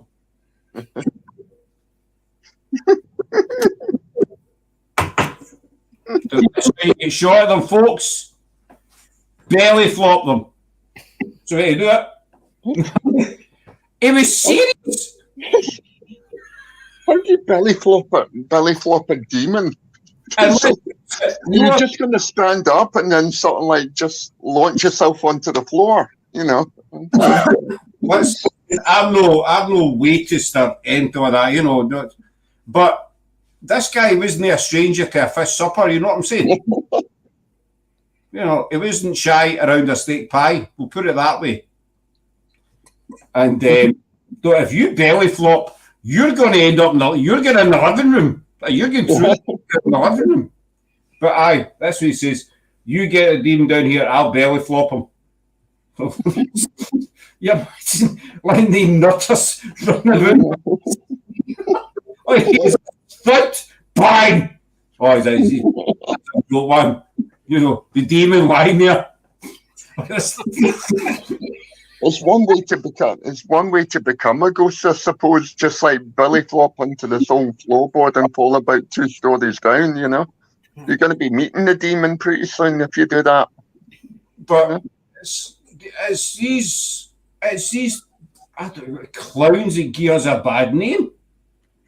And these people were actually believing their own stuff. Mm-hmm. And you feel sorry for the house owner that's invited them in. There's this other guy with him. He was standing against the wall. He looked as if he was sleeping. He had the hands in the pocket and he's got this. So is he dead or is he sleeping? Or maybe he's a demon. I mean, there's a few sort of like, some of the teams I see on Facebook, there's like a team here, I'm not going to name names or anything like that, but you know, sometimes some of the pictures that they poke up going, oh, this is a ghost or this is something, you know, to that, and it's like a smudge on the window and everything like that, and me and Lauder will be just kind of like racing through these pictures, just laughing our heads off. It's just like, it's a wee smudge on the window, oh, it's a wee ghost just coming. That's a reflection, you know, it's basically, it just kind of like beggars belief, you know, people want to believe that badly that they've taken a picture of a ghost and trying to let them sort of like do it, but don't put it up on sort of like Facebook or something like that and say this is definitely a ghost, you know. So that you're going to leave yourself wide open. We cannot take photographs. We've done it ourselves in the past. We took photographs and looked at them and thought, you know, that looks a bit strange. What is that? And, you know, your mind tells you that it's a face or a figure, but it's really not, you know, it could be a tree or something like that, you know. we did it. We took one a long time ago in Greyfriars, and it looked like a wizard. That's only way I can describe it. And we put it up in a group. We didn't say anything because, you know, we took this photograph. We don't know what this shape is, you know. And this guy took the photograph and took it apart. And he came back to me, and the guy was totally polite. You know, he says, "Listen, mate, that's a black pot. You know, black pots you get in is with Christmas trees on them kind of thing." Yeah. He said, "That's what that is." He says, "Right, you know, fair, I wasn't upset. I didn't tell him to go and beep. Do you know what I mean? It was." He says, "That's what it is." I said, "That's fair enough, mate. It's just the way it was the angle and the light that we took the photograph. It just, you know, it looked like something weird." But I know what Craig's saying about his group. This is an apparition. This is it's a fire extinguisher. Mind that one. Yeah. These are the twins from The Shining. No, it's two fire extinguishers at the end of the hallway. You know what I mean? But it was like, there was one that that was put up fairly recently. I don't care if people want to come after me for that. I'm not going to name them. But there was one that they sort of like, they put up recently, was sort of like looking at a window, and it was like an arrow pointing to the sort of like window frame. They had a sort of like light and there were reflections, and it was like they had an arrow pointing to sort of like one of the panes of the window going, "Does anybody see what I see?" And basically me and Laura both looked at it. All we could see was sort of like reflections of that's a reflection of the light. That's the cupboard, that's the door behind you.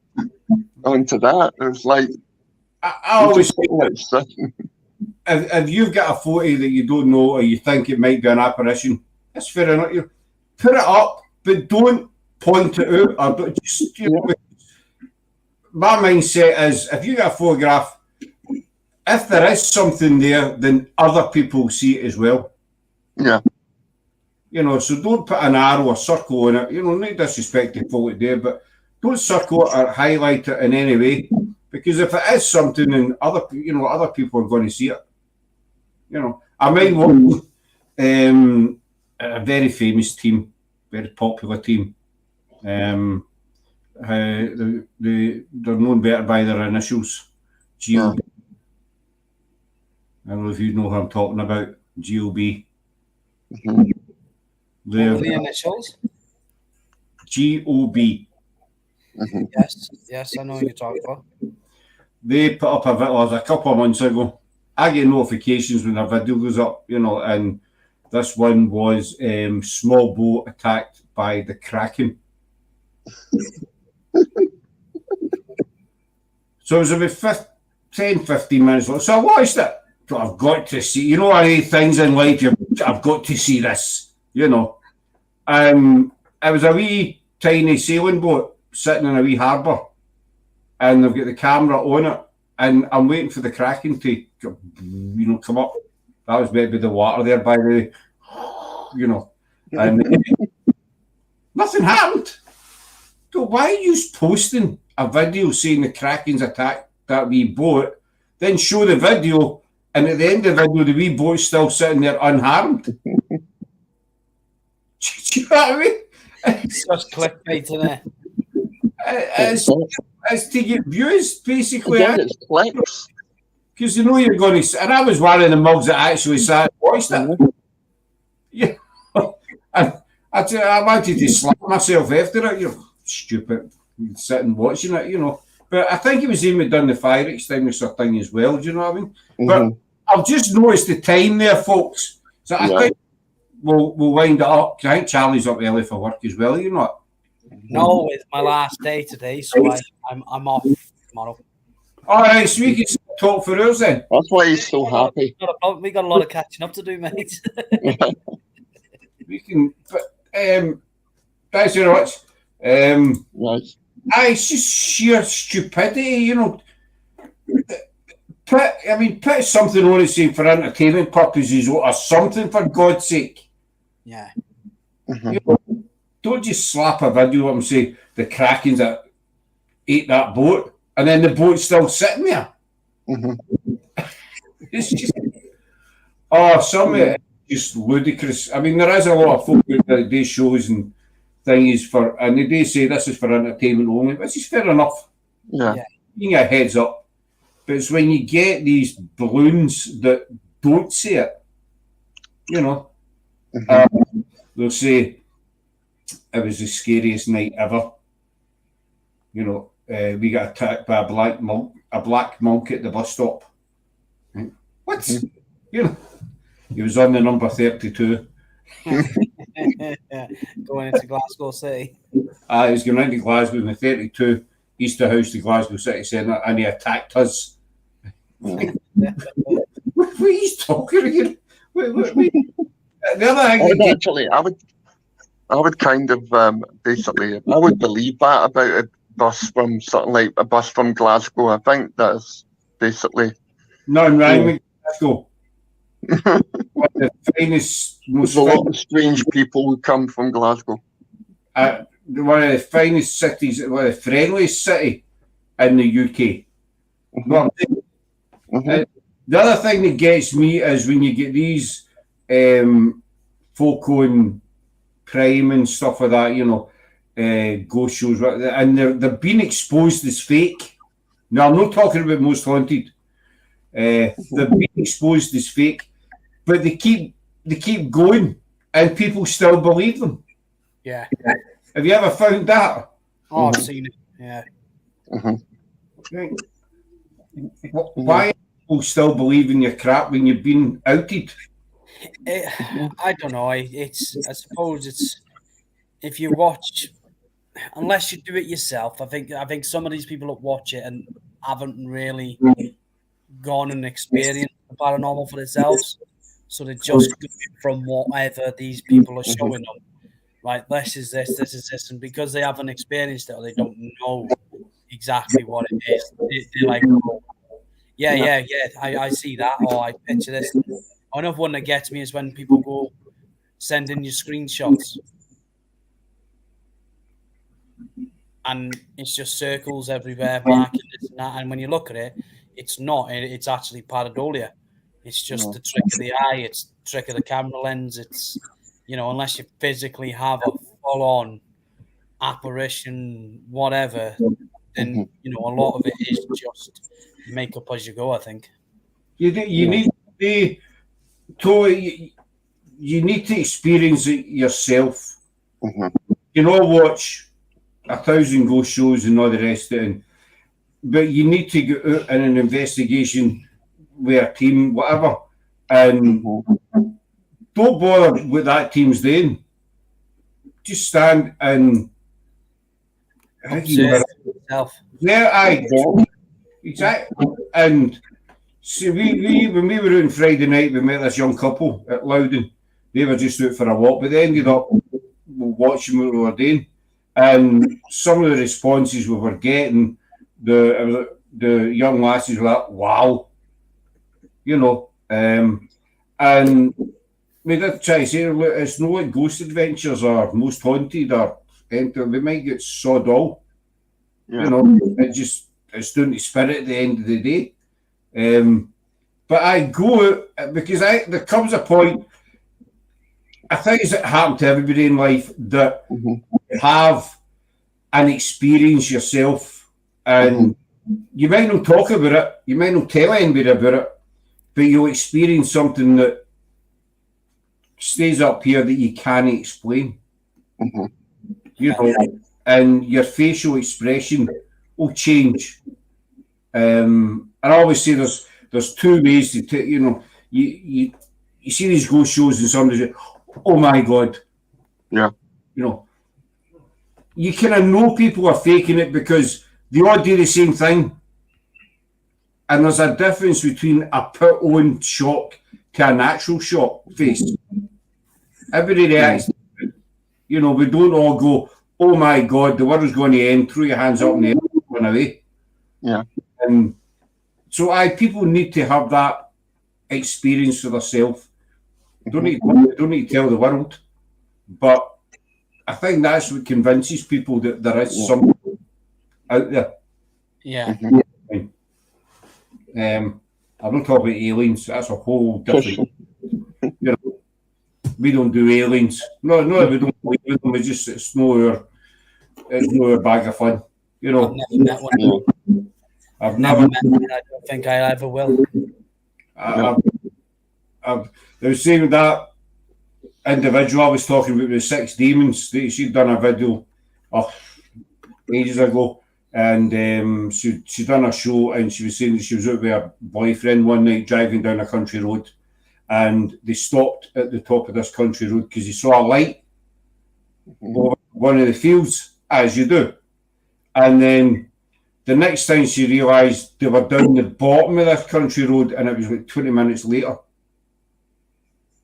And she says, I can't explain it. I never felt the car moving, but we ended up at the bottom of the road. But your boyfriend's probably drove you down there, hen. And you've been too busy, if you know what I'm saying. Mind done it. That kind of experience. You know, I've lost about half an hour or 1 hour or 2 hours of my life, but I think that was just down to being out in Kilmarnock at the time. You know, just being out and partying. But you know, you all lost track of time. You know, investigations are out shopping or whatever it is. Everybody's, I didn't realise the time go today. But when they say I was up there and then 20 minutes later I was down there, and I can't, then she says she was a starseed as well. You don't know what a starseed is, Charlie. Tell me you know what a starseed is. No. I've never seen we're not into aliens, but a starseed, from what I gathered from what this individual was telling us, is that somebody who was an alien, you know, they lived on another planet, but then they were sent here and they were born here in order to save the world. Okay. So she was an alien, you know, up there, but then she decided, I'm going to go down there and I'm going to save them. This is the stuff, you know, I'll tell you after the show who the individual is, and you can go and watch it yourself. I'm not talking bollocks here. This woman is going to believe in this, you know. And I mean, NASA, the Russians, Chinese, have spent millions and decades searching for alien life. They didn't, all they had to do was go to Croydon. I have to say, if her purpose in life is to save the world, well, so far she's doing a pretty shit job of it, excuse my language, you know. And then I remember a couple of months ago, I was another, she's pally with this other guy who believes he was a commander in the Galactic Federation. This is what this guy spouts. He's a starseed as well, so the two of them obviously knew each other up there, you know, friends or whatever.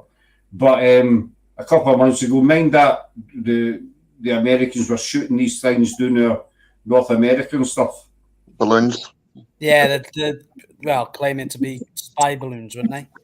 Aye, spy balloons, somebody with Chinese or something. Well, they were on a channel giving it the end is nigh. This is the invasion, folks. They are coming. You know, they're shooting down the aliens just now. I was at the window for hours watching, waiting for one. Nothing. Not a thing. But so they're on their try to put the fear of God into, you know, whoever's watching them, saying they're coming. The Americans are shooting them down. You know, you'd imagine the aliens just kind of going, just like, oh, we'll invade Earth and everything, basically. You know, don't bother with the death rays. We'll just send a couple of balloons, just kind of like to slowly float down and just hover above. Well, I know a couple of balloons. There's one in Croydon and one in America. As they say, the Russians, everybody's searching for ET or whatever. Go to Croydon. Don't get me wrong. I do think our universe expands. So there's bound to be another planet out there with life form like us. Mm-hmm. But I don't essentially believe that it's alien types that are, you know, obviously people said alien because it will be alien to us if you like. But I believe that they're going to be the same as us. I believe that it's just there's going to be another planet out there with an atmosphere which is developed like we have dinosaur age, etc. And yeah, I do believe it's that, but I don't believe it's extraterrestrial that's going to take over the world or invade us or any crap like that. I'm not meaning any disrespect to UFOs and enthusiasts. I believe there's life on other planets, definitely. What they look like could be the same as us, or I don't know, but I believe there's life in many, many other planets. But it's when you get people who come on in public and say, right, I'm an alien, I was sent here to save you, and you're getting invaded just now, you think, seriously? But no, I do believe that there is life in other planets, galaxies, whatever you call it. But it's just when you get these balloons, basically. But you get the paranormal as well. Yeah. You get these people say, I met a demon in the forest. And it's true. He was big and he had red eyes and scary. And they actually believe their own stuff.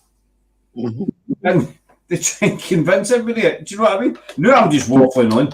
I do apologise. Sometimes it gets to the silly stage. Do you know what I mean? Yeah. And you think, where's the line? When does the stupidity stop? When is the paranormal going to start getting taken seriously? Because we are serious about what we do.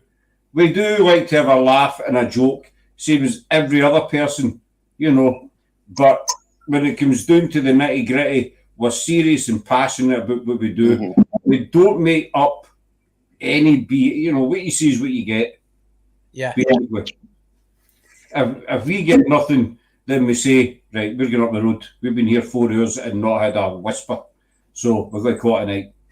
Just do that.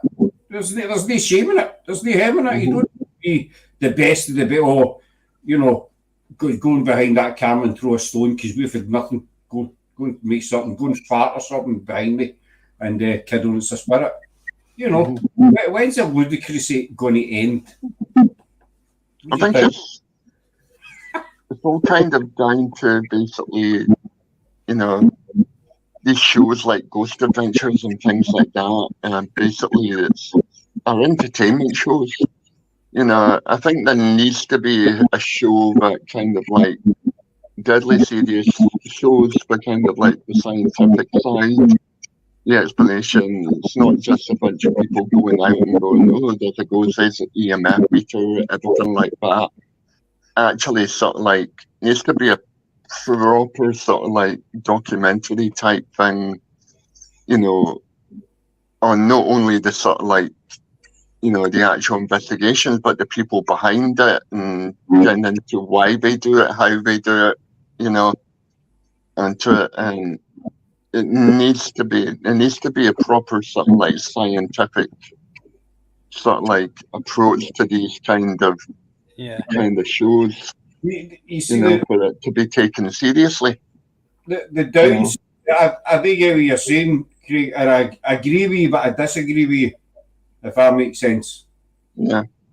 I think there needs to be a show, because myself, included, I think it's shit, but the scientific side, I don't understand it. I think there needs to be, some kind of scientific show, but there also needs to be some kind of show that shows the basics, shows a team going out, a team's going out and getting, shows somebody sitting in a graveyard in an old castle for 2 or 3 hours, freezing their cheeks off and going home with nothing. Does that make sense? Let people see, well, it's no almost haunted or headstones zooming through there. This is the other side of the paranormal. Take everybody understands all the sciencey stuff. Yeah, I'm God. I'm just interested in doing my investigations. So either be some kind of scientific approach to it, probably, but there needs to be a basic approach to it as well. I'm not saying people are thick, no shape or form am I saying that, but I think people would understand it more encourage people more to get involved. You know, if you sit and watch a science show, you think, no, I'm not into that. But if you sit and watch a show that's just basic, and you get some guys or women, whatever, you know, showing it, oh, well, I fancy giving that a wee go because I understand what they're talking about. Does that make sense, ladies? Yeah. That's just my thoughts on it. You know, I think we need to get back to basics with the paranormal. No, I'm not going to be a pioneer or sort of like that. I just think that the offensive tech does have its uses, you know, and there's a lot of people who love their tech, which is fine, it's their thing. But I think the paranormal needs to look back to basics a bit more. Yeah. Yeah, definitely. Not every spirit understands what an M-pod is or an SLS camera is, you know, it's a camera. You know, so I think things need to get back to basics a bit more. Who knows? I don't know. Just my thoughts. What do you guys think? Do you think it needs to get back a wee bit?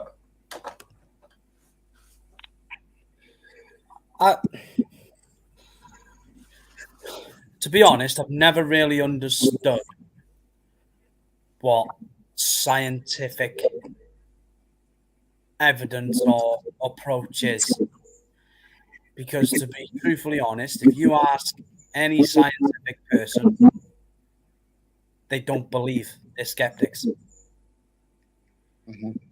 So it's okay us saying, let's take a scientific approach to it. But how? If they're skeptics, how? A scientific approach is that they don't believe. They believe there's science, there's a reason behind it. It's not unexplainable. They believe there's some kind of root cause to why that's happening. If there's a bang, if we ask, for example, we ask for a spirit to make a noise, bang, and we get one. To us, that's a response. But to a scientific person, that'd be like, well, no, that's wood exploding. That's pipes. That's the age of the building. That's something's just fallen off the roof because the paint's cracking. It's one of them. They'll always find a reason for it to be explained, no matter what you do, 100%. Whereas we would go in and we would ask, and if we got a response to a bang, it'd be like, yeah, we've just had a response. We've had the case off. Yeah, that's definitely a response. But to somebody who's taking a scientific approach, go, well, no, I can explain that EMF because with vibration it goes off. You see, so it's a difficult one to get your head around. Like, we've looked at it now and we've started to take a step back and only use a little bit of equipment and try and just go with the sound, the hearing, the touch, the feel, the smell. Do you get what I mean? Using our own senses to try and see what we do pick up.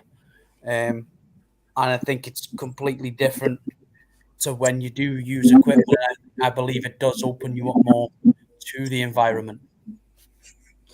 With Freddy's investigation, all we used was one cat ball, our M-pod, and the K2, and we did Necaphonic running. But, you know, that was it. That's all we used. It was just your sort of basics. But I mean, the scientific side of it, as you were saying, Charlie, will always find a cause somehow. I would say, you know, if you, I know a lot of people put the K2 down so it can be manipulated, and it can, in many ways, you know. But my argument is always, when it comes to the K2, if you've got it sitting there for 15, 20 minutes, say, and it's not gone off, and then you ask a question, you say, can you make that go to yellow or orange? And it goes to orange. And then it sits, you know, dead again until you ask it. I'd like a scientist to explain that. Yeah. You know, because you've asked a question, you've got a response. You've got the response that you asked for. So, well, explain that one to me. But they will always find a reason behind it, no matter what. We would look at that and think that's fascinating. It hasn't gone off for at least an hour. We've asked a specific question to do with this specific location that is specific to the history of this environment or this building or wherever you are, graveyard, etc. And we will go, yes. We've had a response to a specific question, specifically asked, we've had a specific answer for that question, and then you will get a person come along and go, well, that's just potluck, that's just chance. You've happened to have the K2 go off when you've asked a question, even though it hasn't gone off for an hour. All of a sudden, it's just happened. It could be anything. And you'll always have them people. You will always have that battle. It will never be an agreement between everyone. You're always going to have, it's like yin and yang. You're always going to have somebody that will complain. You're always going to have somebody that thinks their evidence is better than everybody else. And they will always shut down all the time. And you see it happening and happening more and more every day these days. Somebody, one of our friends put a post up, and fair play, before he posted it, he messaged me personally, went, Charlie, have you seen this? What do you think? And you know what? I sent him back. I said, mate, I asked him the questions that I would ask if me looking on an outsider going, he caught an apparition, and I was like, was somebody else there? Was there a light reflection? Did you have a strong beam of light that it could have cast a shadow? Anything like that? And he was like, no, honestly, he said, we just had the camera rolling. This person was standing still, and then all you see is like a black mist go behind him, and then it forms into like an old Victorian style boy. It shows everything, and you just see like a mist of a shadow, and then as it goes behind one of his investigators, it forms into a full person apparition. Unreal. And he put it up there and he got slammed for it. Absolutely slammed, but not only by skepticism, because you can understand that, but by people who are actually in the paranormal doing the same thing as what he's doing, because they haven't caught it and he has. It wasn't worth it. Because just I mean, you see, you get loads of people like that. You're always, as you say, you're always going to get that. But I mean, at the end of the day, you see that the best evidence. What is the best evidence? What qualifies as best evidence? Do you know what I mean? It's you get two teams, say for example, and we're in there doing the same thing, looking for the same thing, and you've got one team that maybe say they caught an apparition on the camera, and you've got another wee guy whose cat ball went off for no reason. The both of them have, proved that there's something there using different methods. So what qualifies as the best evidence? A photograph of Casper or something? But, do you get where I'm coming from? Yeah, I don't think there's any. The only ones, right, that you're going to get, say, best evidence, right, or will be deemed the best evidence, is the types of shows that are big. The types of shows like your Ghost Adventures, like your Project Here, like, everything like that are big shows that are on YouTube or they're on Discovery, they're on Sky, whatever, etc. And you will get them like, oh, we've had this. Oh, my God.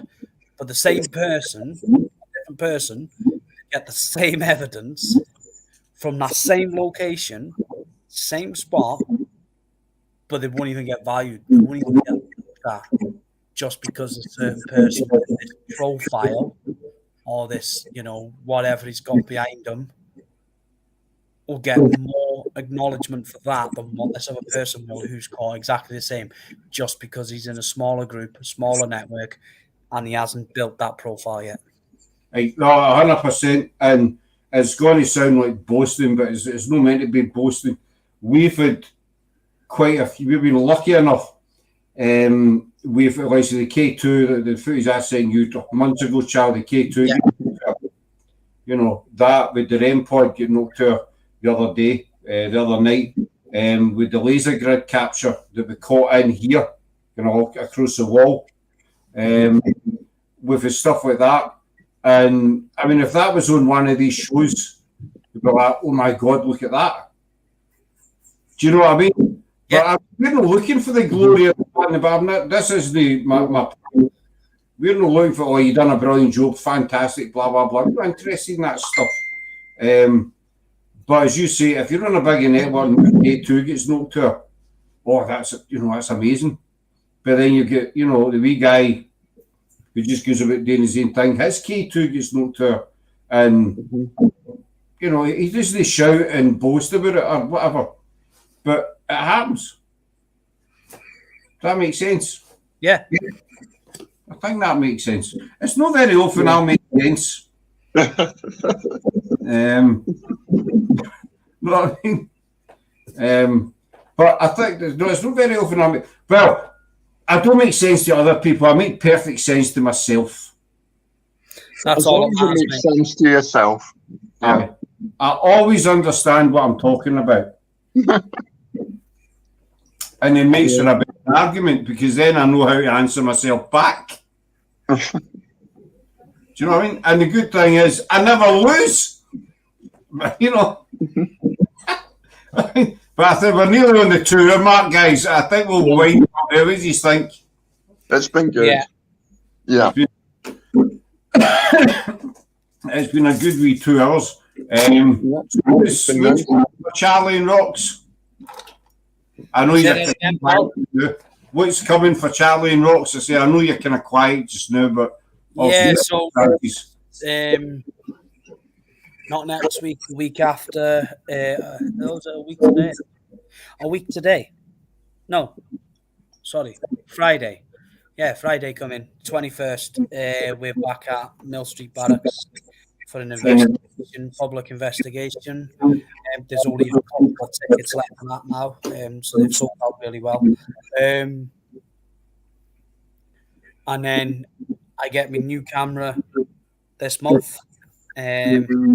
So there will be planned in investigations that I will be filming on YouTube. So that will be going ahead. So, we're hoping to bring that back and get out there. Like I said, most of them will be with me and Roxanne, but if there's some that she can't make, then I'll be on my own, shall I say. The lone warrior. Strictly no twerking. Oh, no, there'll be no twerking. It'll be completely professional. It will be the investigator. Charlie, the investigator. How's that? With no Roxanne. And not Charlie, the twerker. No, right. The paranormal twerker. That's what I'm going to call it. You should. Para-twerk. There you go. Yeah. That's your new name. I want money for that copyright. You use that. All right. I want the Iron Brew. I'll give credit to you, mate. Yeah, you better. I'll put your name. I'll slap you everywhere if you don't. I'll name and shame. Greg's, Tesco, everywhere you shop, they will be muck. You'll never get another social role as long as you live. Right. So keep it for that, folks. We're going to wind it up there. Back tomorrow night with Nick Muley, Rose Haddle, and Kate Frazzy. We're going to be talking about Amityville. But no, I said in the post last week, we are not trying to prove or disprove Amityville story. That's no our bag. But there's just some things in the stories that don't kind of go together. And Nick, Kate, and Rose are big fans of it, and they're really interested in it. So we're going to have a chat about it and see what we come up with. So that's tomorrow night. But before we go, not bragging, but we hit the 1,500 members today, and just well done, mate. Well done. Thank you. And just by years since we started the new page, so we're all over the moon about that, and we just want to say a big thank you, Charlie and Rox included, Mr. Murph, everybody who has stopped by us, supported us, and everybody who's joined us since we started the new page last July. It's we're over the moon, you know. And I know it's not the numbers, but it's nice to know that we are doing stuff that everybody enjoys and everybody likes, and we're going to keep at it. So a massive thank you to everybody, apart from Charlie and his Twitter. That's another show. That's nothing. But we'll wind up there, folks. So thanks very much for joining us. I'll keep you two for a second after we come off. All right? Yeah. All right. So thanks, folks. Enjoy the rest of your night or your afternoon. And we'll see you tomorrow night, 9 o'clock for Amityville. Don't miss it. That was my sinister voice there. I did it. Don't miss Amityville. Don't miss it. It'll be coming to you live, 9 o'clock. Paranormal in History. They talk the Amityville Horror House. True or false? We find out. I think, Charlie, you found a new vocation. Hey, you could save that now, and I want to see it played tomorrow. That was actually quick. Give me clap for you. Very nice. And that's what's going to be me parrot work voice. Tonight's location. If you dare. I can't do it. You Bad. better than me. I can't do it. You know, only The parrot work. It's just only on PIH. No, I'll forget. I'll not bother with it. there'll be a new dance craze around the nation of doing the parrot work. On your paranormal page. That's just cringy now, isn't it? Parrot work. I'll forget about it. Right, we're away, folks. You enjoy your evening, everybody, and we'll talk to you all again soon. Don't forget Charlie's warning. That he's going out himself. Not about tomorrow night. Talk about he's going out himself. Good yeah. Anyway, folks. And take care. Thanks for watching, folks. See you later on. Bye. Bye.